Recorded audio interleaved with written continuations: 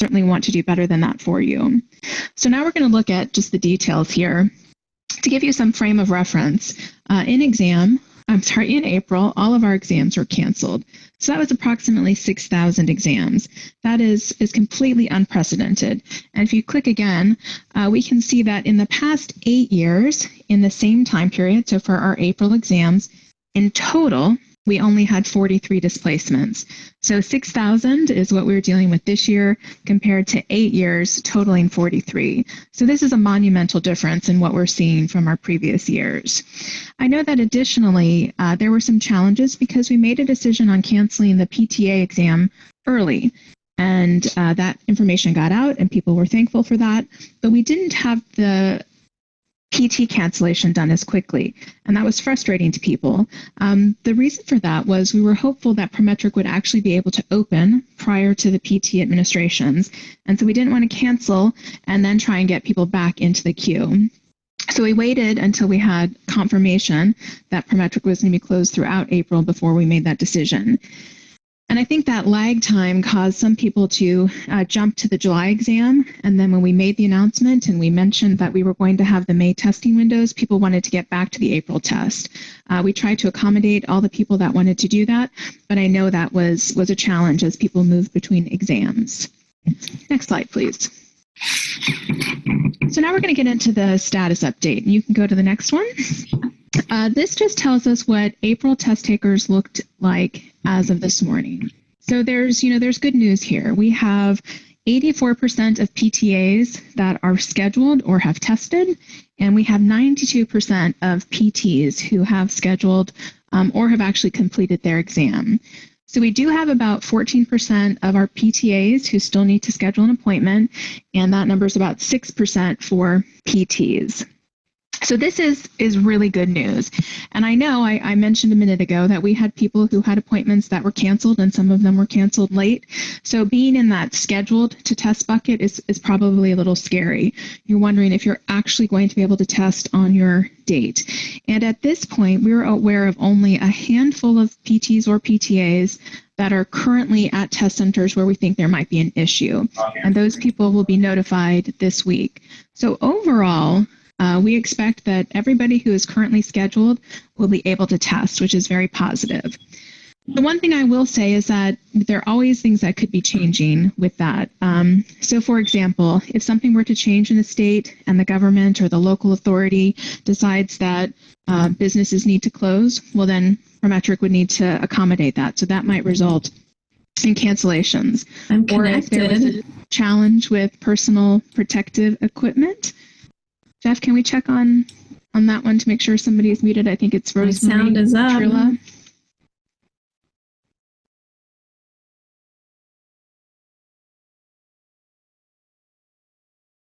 So Jeff just took that moment to mute us all. I think I'm back.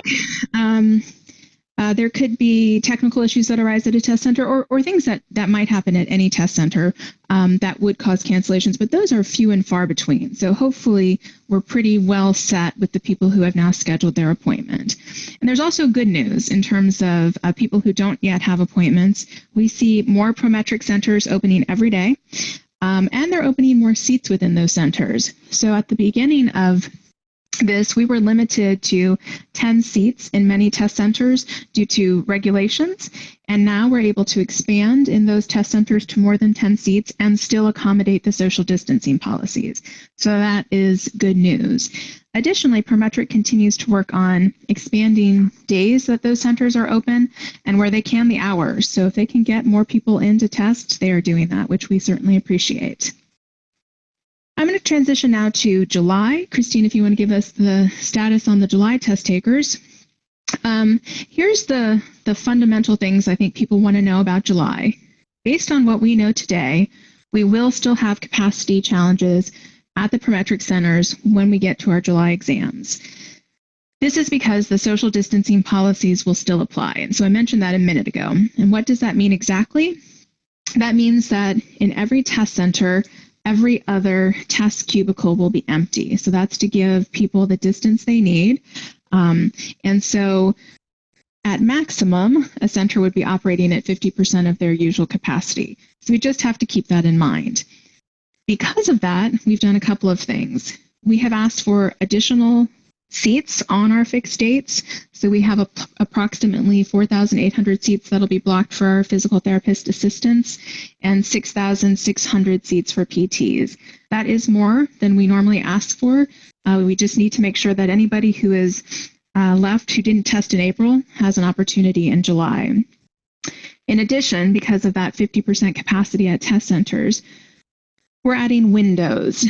So when you get your authorization to test letter, if you're a PTA, it'll be July 9th through the 26th. That is your window that you can test.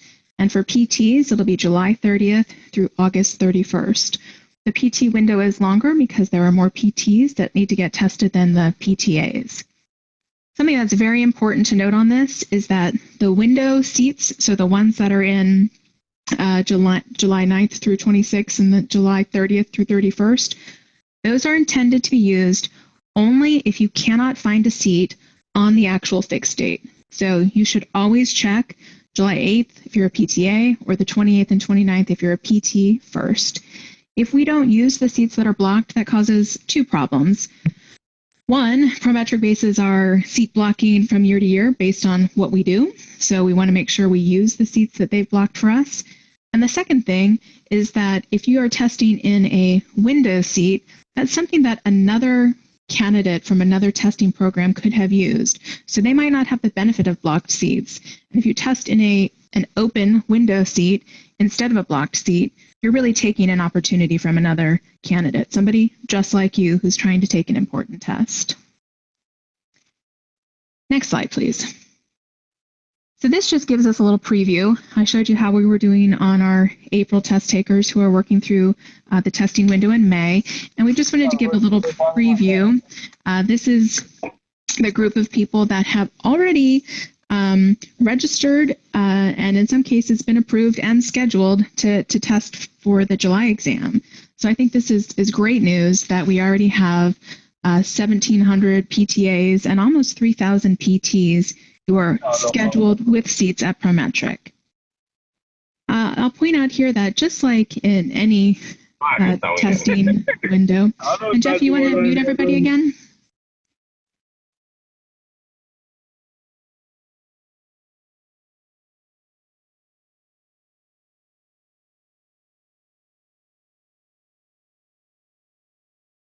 Okay, so the good news that we are in the middle of May and we have this many people who are already sitting or ready to sit for the July exam.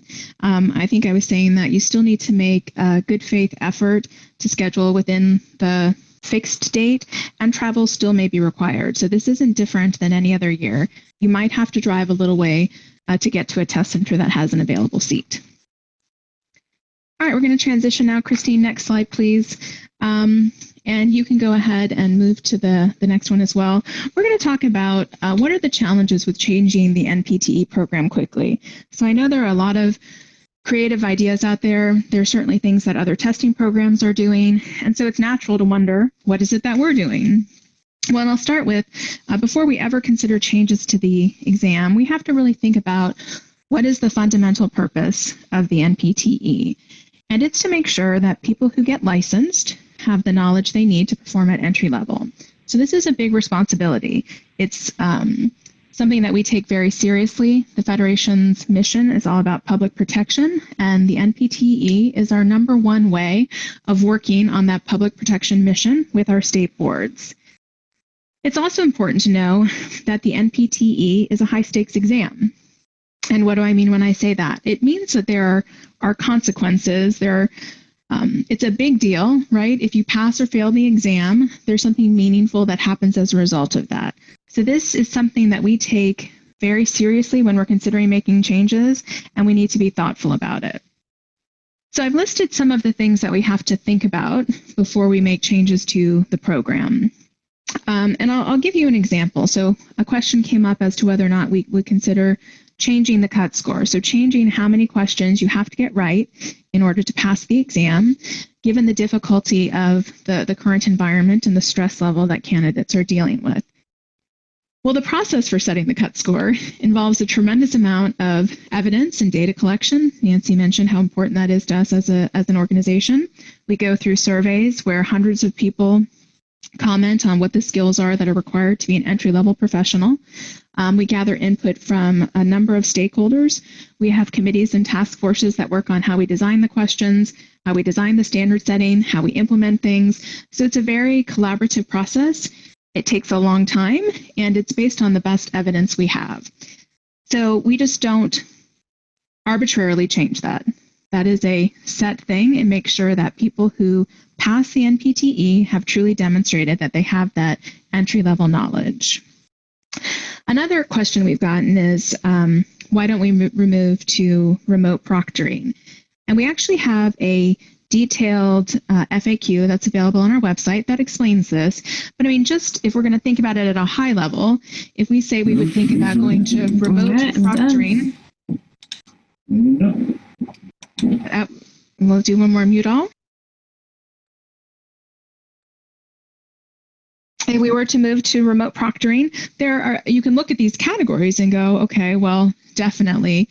They'd probably need to do piloting. There'd certainly be fairness and access issues. Security concerns are a major factor when we think about remote proctoring.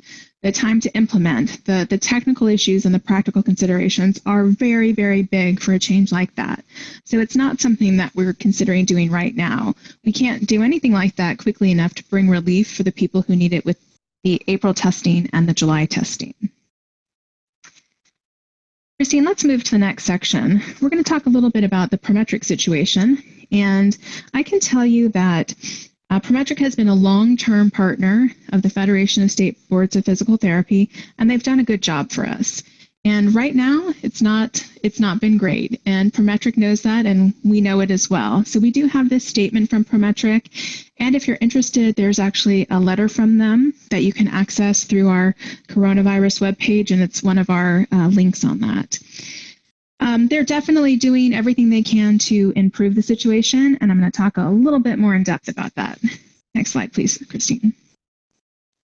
So this is a question that we've gotten a lot, right?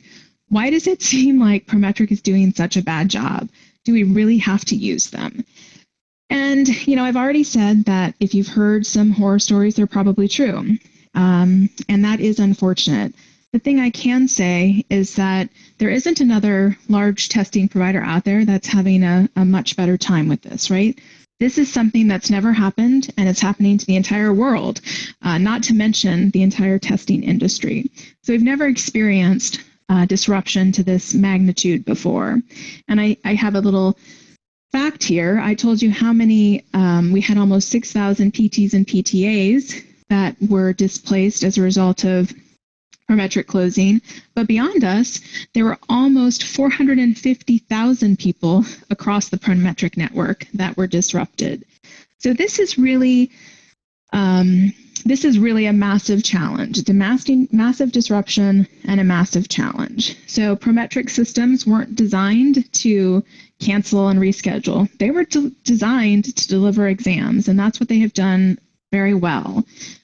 They've been dealing with the changes in the state and local rules, and so that's what some of the centers being opened and then the centers being closed have revolved around. They have to make sure they have the personal protective equipment at any center before it opens.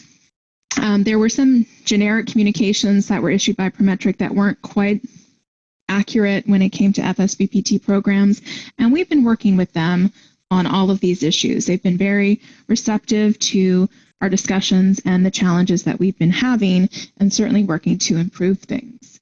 And one thing I'll note, I mentioned that we'd had a long-term relationship with Prometric, is that prior to this, candidate satisfaction was extremely high. It was enviable, the ratings that they got on our post-exam surveys. So we know that we're going to get through this, and we know that Prometric will continue to work to improve the systems that we're working with.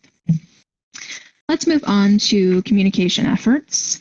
And I'm going to highlight this page. If you haven't looked at this page, fsbpt.org/coronavirus, Please do. This has answers to lots of questions that are new, so things we hadn't contemplated before. For example, if you were interested in some additional information about the safety procedures at Prometric, you'd want to come to the COVID-19 page under the information for candidates section. Same thing if you're wanting to know when your score will be reported, come to the information for candidates section of the page. Additionally, you can go to the next slide. We have a resource that has been online for a long time, which is our candidate handbook. And you can go to fsbpt.org/handbook to get to that. And what you'll find there are answers to questions like, can I test in one state and be licensed in another? So that question isn't specific to what we're dealing with in terms of the pandemic, but maybe you hadn't thought of it before. That kind of question will be covered in our candidate handbook. And the answer to that one is yes. If you're registered through the state of Virginia to take your NPTAE, but the test center that is most convenient to you is in Maryland, that's fine. You can take your exam in any state and your score will be reported to the state where you registered. Okay, let's talk a little bit about some of the things we've done specifically. And Christine, you can move to the next slide. We have lots of people that we've been trying to keep informed. And maybe go back one, the candidates with open registrations. So these people get emails that are specific to their situation. So if you were open for a April exam, you got information about April and the May windows. If you have an open registration for the July exam, then you're getting information about that. We also are working on responding to comments we receive on Twitter and on Facebook. And I think this is a good time to mention that, there are people on the other end who are trying to help you, right? So the people who answer the phones, who respond to the Twitters, who respond to the Facebook, they're people just like you, and they're committed to doing the best they can. So we ask that you remember that in your correspondence with them. We've been trying to keep our member boards informed. We have been working with them through email. They've had a couple of WebExes, one that was really focused on COVID-19 resources, and then one last Friday, which was similar to what we're doing today, but this one is going to focus more on your questions. Schools, same thing, they've been calling, we've gotten emails. We also have a technical advisory panel who's weighed in on what we've done and how we've responded to this, which has been very helpful. Next slide, please, Christine. We also try and keep APTA, CAPD, ACAP, the PTA SIG, and the Education Leadership Partnership informed. So we want them to have a preview, when at all possible, of what's going on. I think I've mentioned a number of times, but we work very closely with Prometric. We meet with them at least twice a week, and most weeks I think it's probably more like 4 times per week. That's so we can talk about the global issues and opportunities, and also we talk about candidate-specific issues. So when we tell you, contact us at examregistration@fsbpt.org, that's because we want to know what's going on with you and we want to be able to help. So we take candidate-specific issues to those calls so we can get resolutions. We also work in partnership with other healthcare testing organizations just to share information. So we're part of a security roundtable. Our chief executive officer participates in a group for the healthcare regulatory CEOs, and certainly many people on staff have peer-to-peer conversations with other groups that are like us. Next slide, please. So now we're going to move into our questions section, and you can move ahead. Just a reminder, we ask that you keep your lines muted. We're going to take all of the questions through the chat window. And I'm going to tell you right now, we don't have all the answers. There might be a question that I can't answer on the call today, but certainly if you follow up with an email, we can get to the bottom of it. We will do our best. If I have an answer, if there's something I can share, we're going to let you know today. And we do respect what you have to say and your opinions.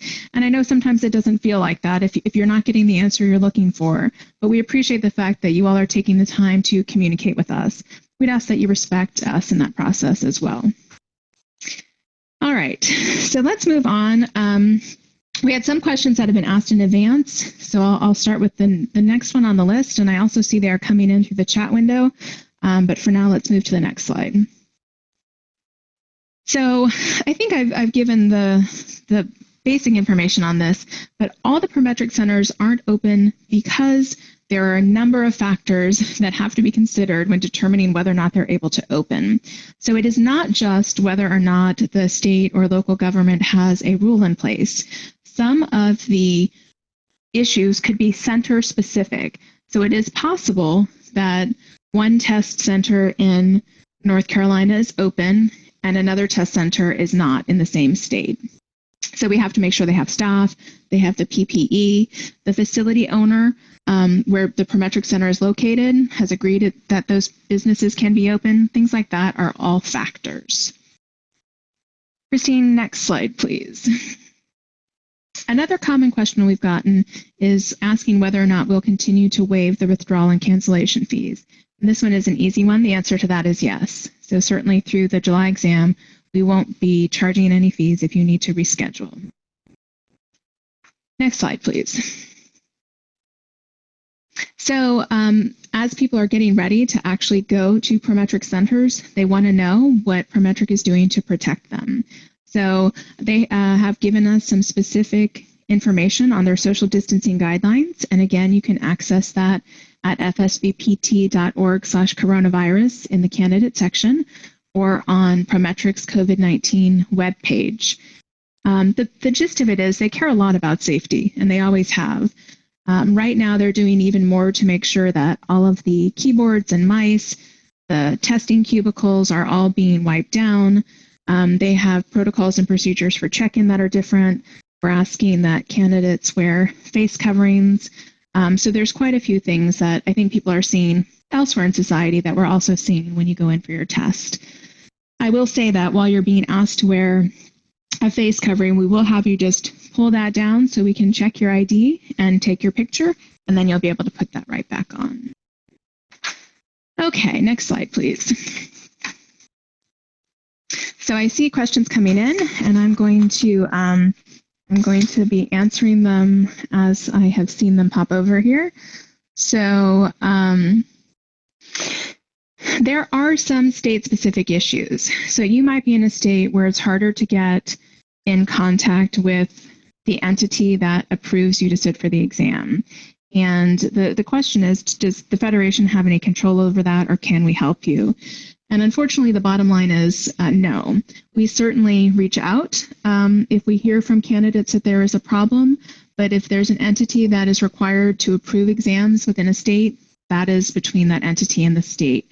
Now, I will tell you that there is an option if you wanted to apply for a license in a different state, and then once you had taken the NPTAE, you could transfer to the state where you were originally trying to get licensed. That is more work, right? You'd have to go through the licensure application process in a different state and then transfer.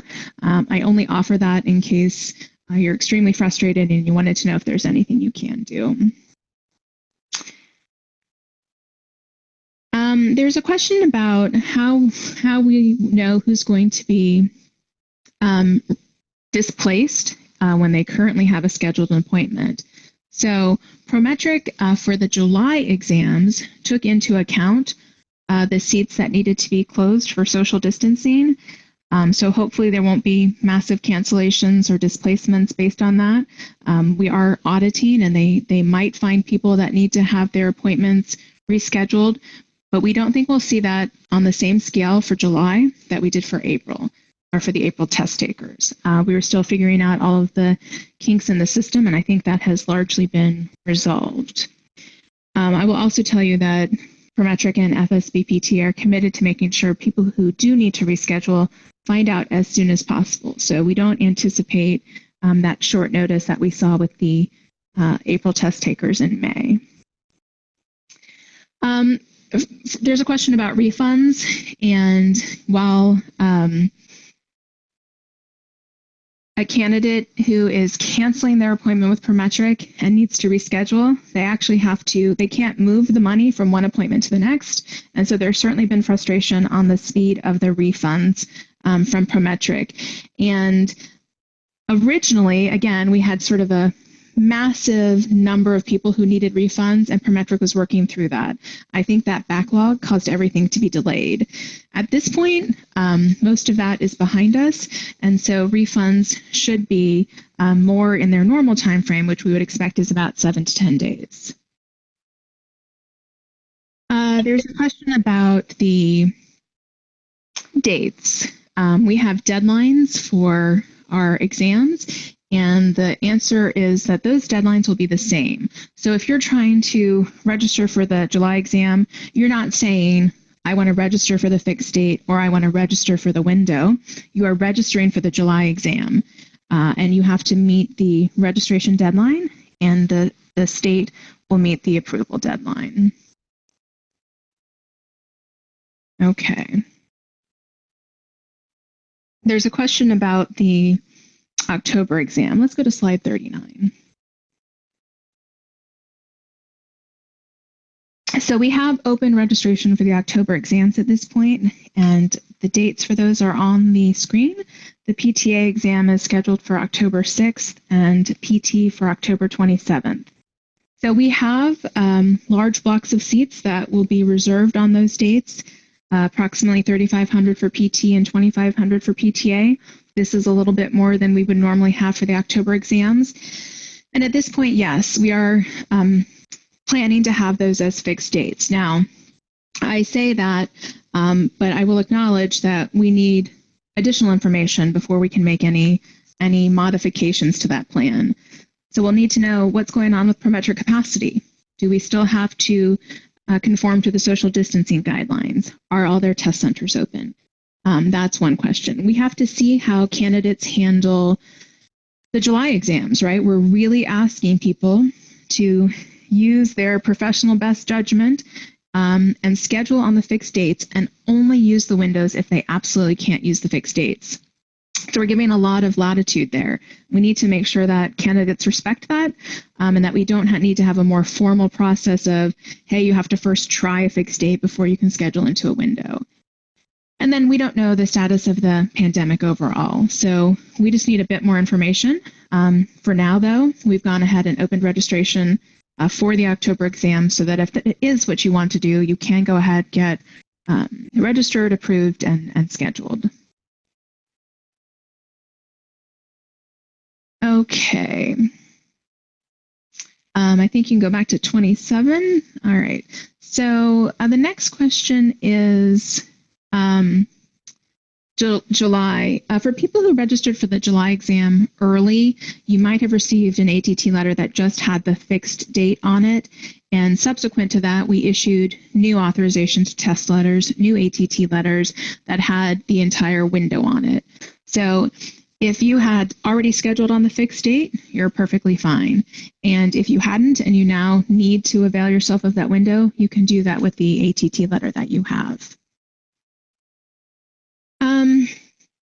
We have a question about temporary licensure. Let's go to slide 44 for that. I don't know specifics about what a state might be considering. I can tell you that right now we have 29 states that do allow temporary licensure as an option for first-time CAPTE graduates. So if you want to check, if you're not a first-time CAPTE graduate and you want to see if a temporary license can apply to you, you can go to our licensure reference guide.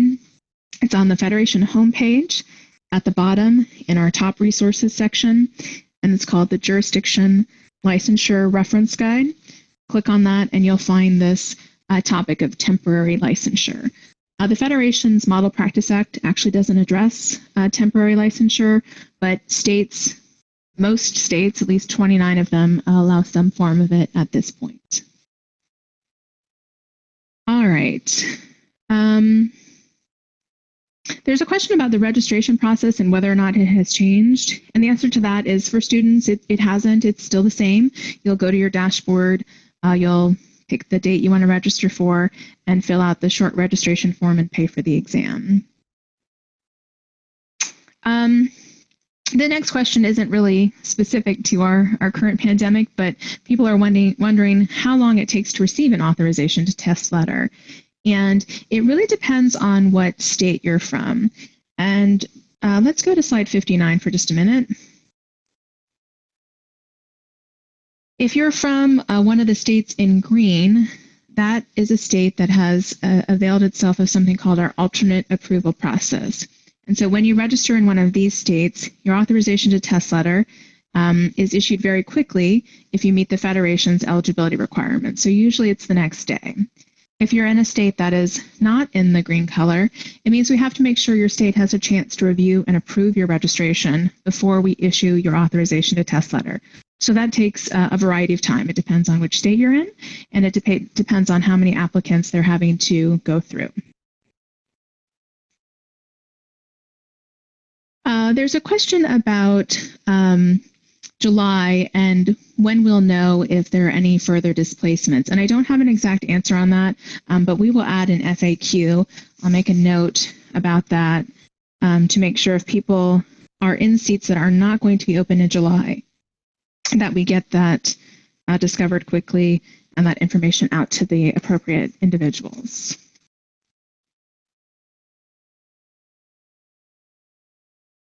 Okay, it seems like there's a lot of questions about, how much travel is really required in order to take the NPTAE. Let's switch to slide 58.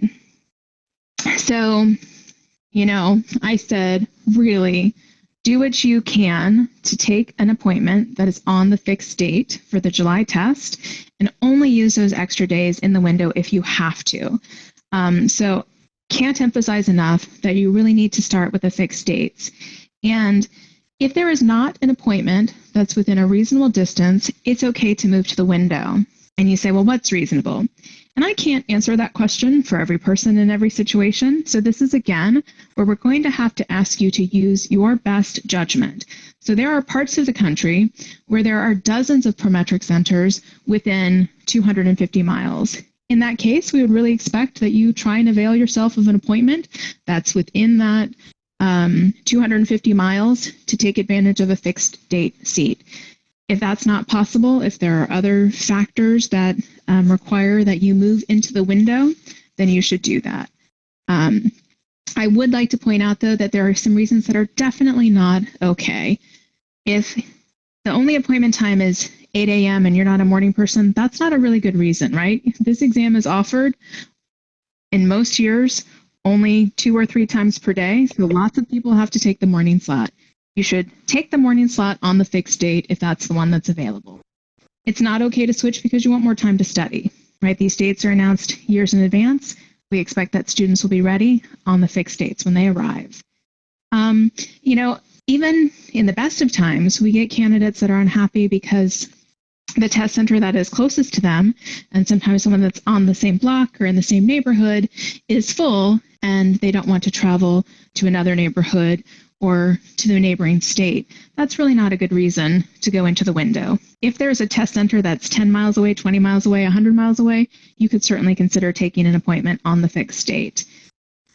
We also don't want to hear that the reason why you moved outside of the fixed date to a window is because you wanted to test at the same time or location with a friend, right? We're really trying to emphasize you have to use your best judgment. It's our hope, it's our expectation that you'll take the fixed date seats first and only move to the window if you have to.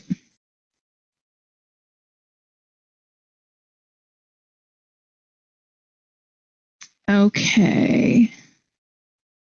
There's a question from a school on the PEAT for schools, and I think that would be best to send to our schools at fsbpt.org so we can get that one sorted out for you.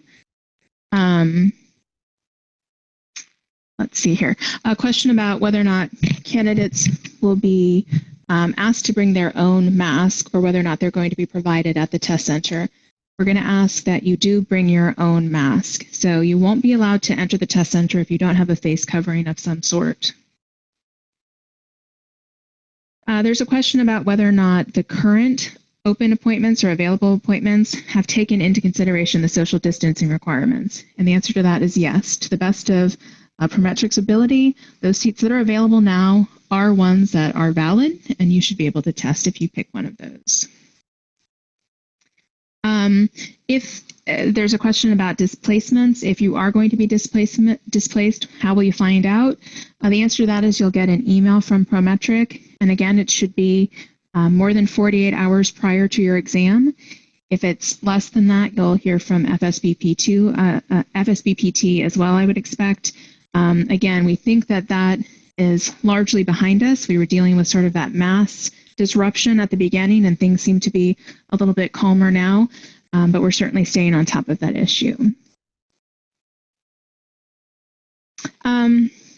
There's a question about licensure, and in terms of if you're licensed in one state, or that is the state that you registered with, and that is the state where your score was reported, but then that state office stays closed. So maybe you got a license in Wisconsin, and you want to know, can you go practice in another state?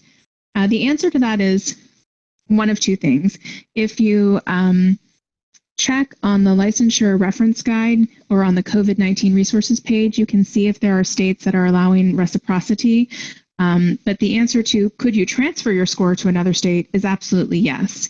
So if Wisconsin approved you to sit for the exam, but for some reason, and you passed, but they haven't been able to issue your license, you can transfer that passing score to another state like Illinois, and you could go through the licensure process there. Okay. There's a question about how early you can transfer your score. So in the scenario I was just talking about, you passed and you want to get it to another state as soon as possible. The answer is as soon as you can see your score report, you can have it transferred to another state.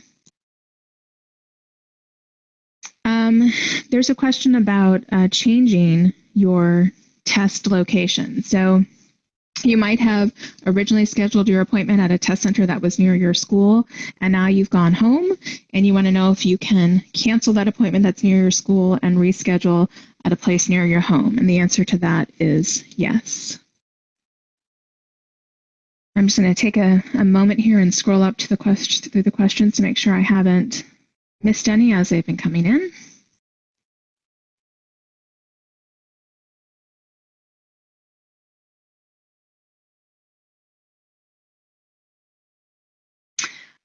And this is a variation on the refund question, that when you are canceling, you're actually having to wait for the refund rather than having it just transferred over. And my understanding is that Prometric is working on some software enhancements to their systems to allow that in the future, but I don't think that's going to be anytime soon enough to provide relief.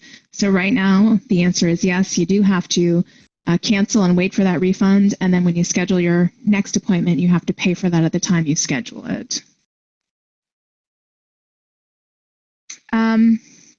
This one is a really tough one. The question is, what does FSBPT recommend if an applicant is having a problem getting in touch with the state and they don't know what the status of their application is?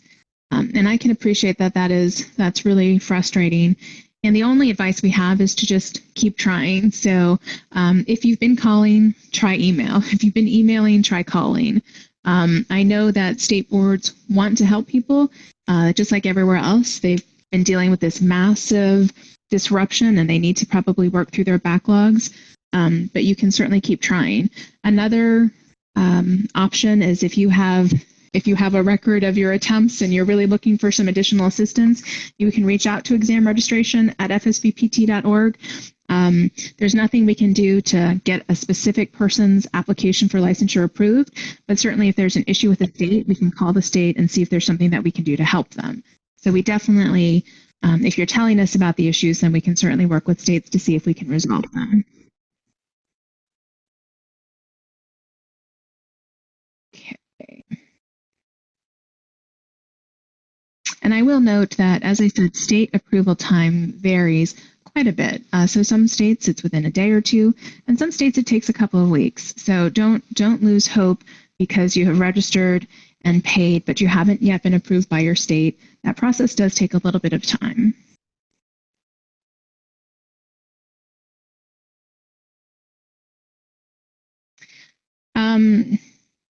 There's a question about the cut score, and I think I answered this, which is the cut score doesn't change from exam to exam. So we have set what the passing level is in advance. This is a criterion referenced exam. So we say, hey, what does a person have to know in order to be competent at the entry level? And then for each exam, we say, how many questions does that mean they have to get correct? So a long time ago in the Federation's distant history, we used a different way of scoring where we would take basically the average, and people who were within a certain distance of the average passed, and people who are below a certain point failed. But that is no longer the way we do things. So the question was asking about averages and whether or not averages are still taken into account when scoring is done.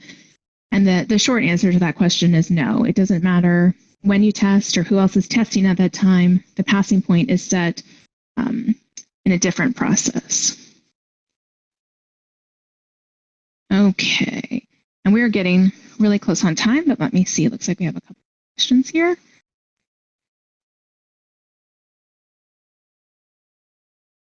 Okay, can we go to slide 38? People had a question about score reporting dates for July. So here is just a preview. Now, if we have to tweak this, we will, but this is our general plan for how we will handle score reporting for July. So it'll be on a weekly basis. So that people can keep getting scores as testing continues. Okay, and then I'm going to take one last question, and then we're going to go back to Nancy for her piece. Christine, can you go to slide 46, please? The question is there a way to see which Prometric centers have reopened? And the answer to that is yes. If you go to prometric.com, they have this banner at the top, and the leftmost menu option is COVID-19 updates. And underneath that, the first link is site openings. So if you click on that, you can see a list of sites. You can sort it. You can do some things to see when the site that you're looking for will be open. And with that, I'm going to turn it back over to Nancy.